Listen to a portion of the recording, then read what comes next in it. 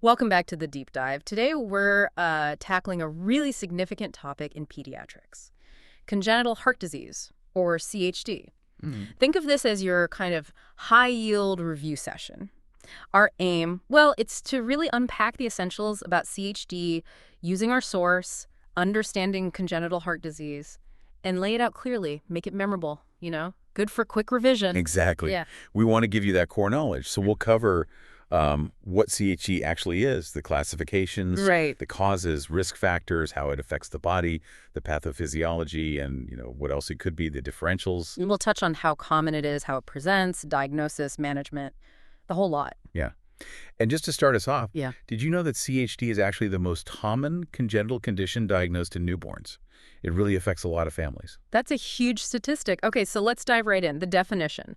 What exactly is congenital heart disease? What's the absolute core we need to grasp? Okay, so fundamentally, CHD means there are structural problems with the heart, and crucially, these are present right from birth. So not something that develops later on. No, exactly. It stems from abnormal development while the baby is still in the womb. And the thing is, there's a massive range. Right, it's not just one specific condition, is it? Not at all. It's a whole spectrum. You've got minor issues, maybe needing no treatment, right up to really severe malformations affecting the heart structure, the way blood flows. The routes it takes. Precisely. And you'll hear the term cyanotic CHD used. That specifically refers to cases where a significant amount of blood basically bypasses the lungs. Ah, so that's where the oxygenation issue comes in, leading to that potential bluish tint, the cyanosis. That's the one. But, it's amazing how much management has improved. Kids who wouldn't have survived years ago are now reaching adulthood. Fantastic progress. Okay, so to handle this wide range, how do we usually classify CHD? What are the main buckets to think about for a revision? Well, for simplicity, especially for revision, we generally split it into two main groups, non-cyanotic and cyanotic. Okay, based on that oxygenation factor we just mentioned. Pretty much. It's a good starting point. All right. Let's start with non-cyanotic then. What are some common examples there, things we'd likely see? Okay, so non-cyanotic conditions, they disrupt blood flow, but don't initially cause that major drop in oxygen. A classic one is a ventricular septal defect, VSD. That's the hole between the ventricles, the lower chamber. Exactly. Very common. Then there's atrial septal defect, ASD, similar idea, but a hole between the atria, the upper chambers. Patent ductus arteriosus, PDA, is another one. That's the vessel that should close after birth. Yeah, the connection between the aorta and pulmonary artery stays open. We also see valve problems like aortic stenosis and pulmonic stenosis, narrowing of those key valves. Left and right side outflow valves. Correct. And coarctation of the aorta, that's narrowing of the aorta itself, and maybe less common but still listed, is endocardial fibroelastosis, a thickening of the heart lining. Got it. That's a good list for non-cyanotic. So what about the cyanotic group, the ones where oxygen is more of an immediate issue? All right, so in cyanotic CHD, deoxygenated blood gets shunted away from the lungs. A key example is Fallot's tetralogy. That's actually 4 defects combined. 4 in 1, okay. Yeah. Then transposition of the great arteries, PGA, where the main arteries are basically plumbed in the wrong way. Aorta and pulmonary arteries swapped. Essentially, yes. Tricuspid atresia is where the tricuspid valve hasn't formed, so you need something like an ASD to survive. Total anomalous pulmonary venous return, or TAPVR. That sounds complex. It means the lung veins connect to the wrong part of the circulation. Persistent truncus arteriosus is having one large vessel leaving the heart instead of 2. Okay. Hypoplastic left heart syndrome, a really severe one, where the left side of the heart is underdeveloped. Pulmonary atresia, where the pulmonary valve is closed and blood flow relies on a PDA. And Epstein's anomaly, affecting the tricuspid valve and right ventricle. Wow, quite a list. And the blue baby idea often links to these. Yes, particularly something like transposition to the great arteries often presents like that early on. Okay, so we have the types, but what causes them? What's the etiology we need to know? Is it straightforward? Not always. It's often multifactorial. Yeah. Not just one thing. We know genetics plays a part. Things like chromosomal issues, specific gene changes. So Down syndrome. Exactly.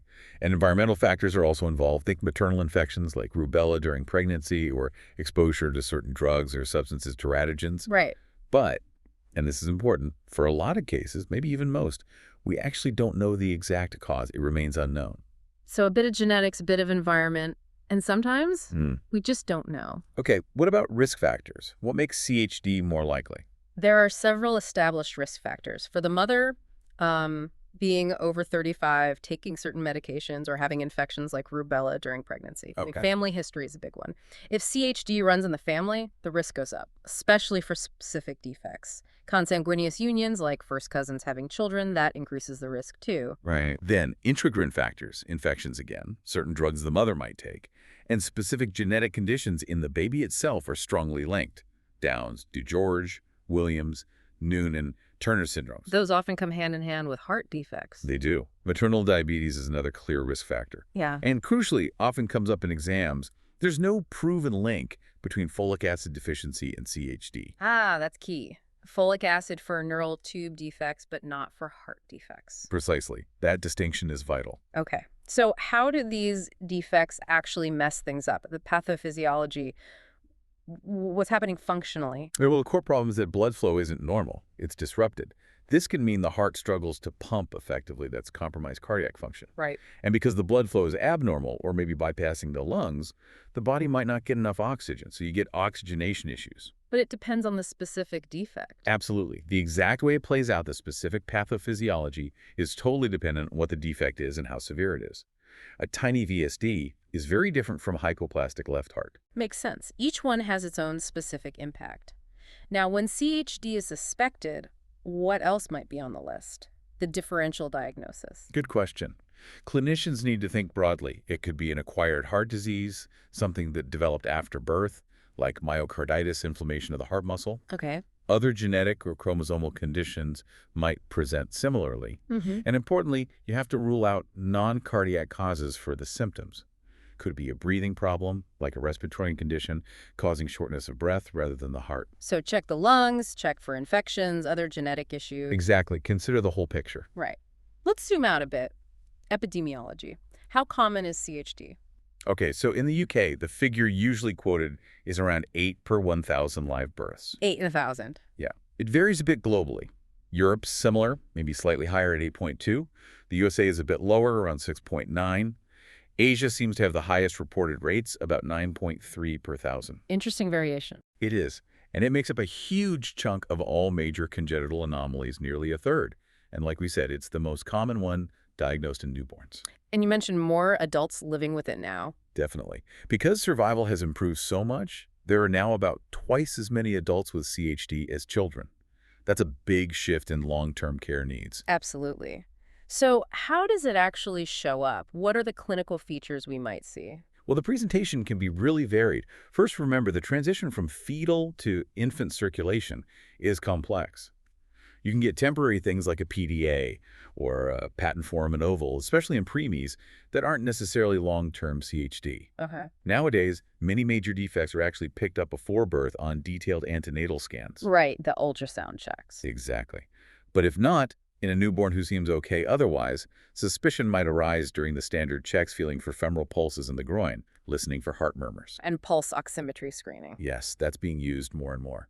Measuring oxygen levels can pick up certain CHDs early, even before symptoms appear. You mentioned duct-dependent lesions earlier. That sounds critical. How do they present?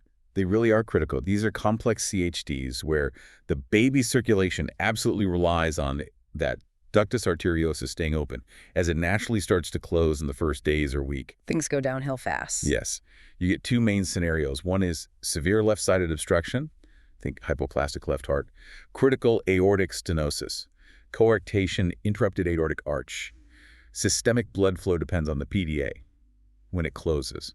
Cardiovascular collapse. An emergency. A massive emergency. Yeah. Immediate resuscitation. And you need prostaglandin infusion to try and reopen or keep the duct open. Okay. And the other scenario? That's severe right-sided problems where duct closure leads to profound cyanosis, lack of oxygen. Examples are pulmonary atresia, severe tetralogy of Fallot, tricuspid atresia, Ebstein's anomaly. Still needing the duct for lung blood flow. Exactly. And transposition of the great arteries, TGA, also often presents early with severe cyanosis, the blue baby. It may also need prostaglandin urgently. So those are the really acute ones. What about defects that aren't immediately life-threatening? Right. Some babies have significant left-to-right shunts like VSDs, ASDs, PDAs. They might seem fine at birth. No symptoms initially. Often not.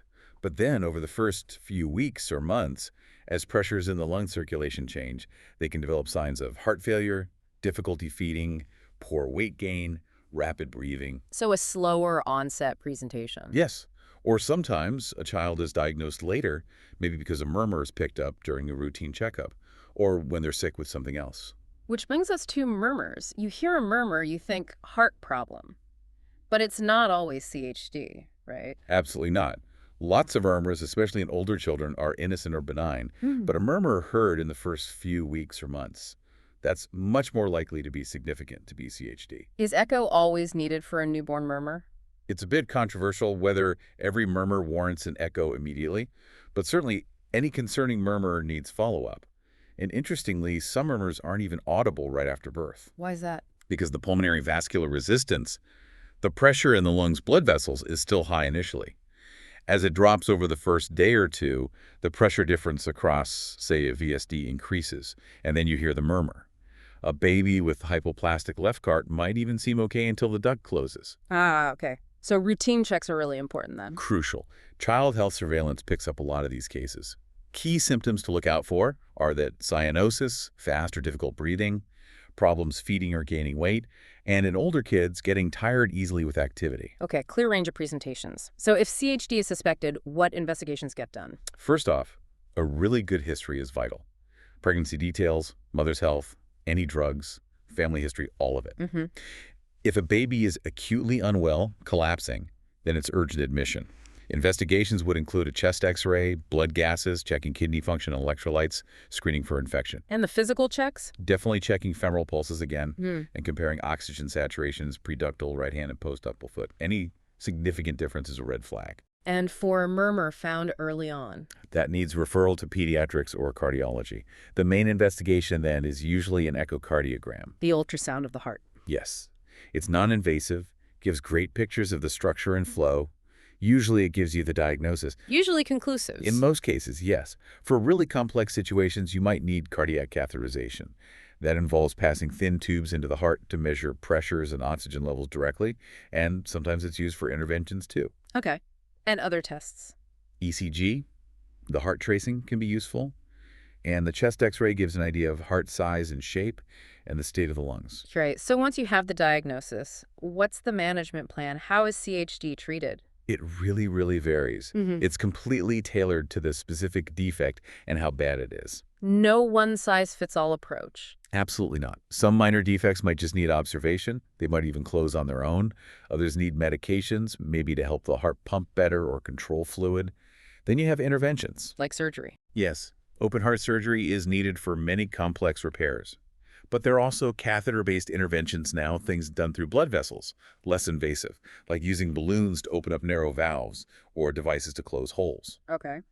And we have to remember the risk of infective endocarditis infection of the heart lining for many CHD patients, though interestingly, not typically for isolated ASDs. Yeah. Prevention is key there. And for those critical duct-dependent babies? As we said, immediate resuscitation, prostaglandin, then often urgent surgery or a catheter procedure is needed to establish a stable circulation. Like a balloon valvotomy for a tight valve. Exactly, or surgical shunts. For the most severe cases, like hypoplastic left heart, it might involve multiple planned surgeries over several years, sort of palliative stages, or even considering heart transplantation. Wow. Complex decisions. Very. But the advances in pediatric cardiology, surgery, critical care, they've been phenomenal. Survival rates are way up. Mortality has dropped significantly, especially when care is managed in specialist centers. That's really encouraging. What about the long-term outlook then? The prognosis? It's much better than it used to be, especially since the 80s. Mm. But for those who've had major surgery, long-term survival might still be a bit lower than the general population. It depends hugely on the defect. Some do really well, though. Oh, absolutely. Someone with a straightforward VSD that's been surgically closed might have an excellent long-term prognosis, live a normal life. But delayed diagnosis, Yeah. that definitely worsens the outlook, increases morbidity and mortality. So early diagnosis is key. Critical. Overall, prognosis is variable, but the trend with medical and surgical progress is definitely positive. Good to hear. What about potential complications down the line? What should people be aware of? Several things can crop up. We mentioned infective endocarditis risk for many. Failure to thrive can be an issue, especially early on. Feeding difficulties, maybe developmental delays. Okay. Paradoxical embolism is a risk, with right to left shunts a clot from the veins, crosses over, and can cause a stroke. Heart failure can develop later in life due to strain on the heart. Right. Pulmonary hypertension, high pressure in the lung arteries, can result from large left-to-right shunts over time. If it gets really severe and reverses the shunt, that's Eisenmenger's complex. A serious complication. Very. And with cyanotic conditions, the chronic low oxygen can cause polycythemia. The blood gets thick with too many red cells, increasing clot risk. Again, the specific risks depend on the specific CHD. Understood. Now, thinking about revision again, any quick memory aids for the common types, mnemonics? Yes, definitely helpful. For the common acidotic types, remember VAPC. VAPC, what's that stand for? V is for VSD ventricular septal defect. Remember, that's the most common overall, maybe 30%. A is for ASD atrial septal defect, often picked up in adults. P is PDA, patent ductus arteriosus. And C is coarctation of the aorta. VAPC, VSD, ASD, PDA, coarctation. You could also mentally add aortic stenosis to that acidotic list as another common one. Okay, VAPC plus aortic stenosis. And for the cyanotic ones? For cyanotic, think T's and P. T's and Yeah. The main T's are tetralogy of Fallot, most common cyanotic overall. Transposition of the great arteries, often the most common presenting in newborns, and tricuspid atresia. tetralogy, transposition, tricuspid. Right. And the P could remind you of pulmonary atresia. You could also slot Ebstein's anomaly in there mentally. So T's and P helps cover the big cyanotic ones. T's and P, tetralogy, transposition, tricuspid, plus pulmonary atresia and Ebstein's. Those are really useful mnemonics, thanks. Hope they help stick. Definitely. Well, that feels like a pretty comprehensive deep dive into congenital heart disease. Yeah. We've really gone through the definition, classification, causes, risks, how it works, how it presents, investigations, management. Prognosis and complications too. And hopefully highlighted how crucial early diagnosis and proper management are for the best outcomes. Absolutely. We really hope this session has given you a clear, memorable framework for understanding CHD, especially if you're revising. And if you do want to explore this further or need more revision materials, definitely check out MSRA.com. And freemsra.com as well for more resources. Yeah.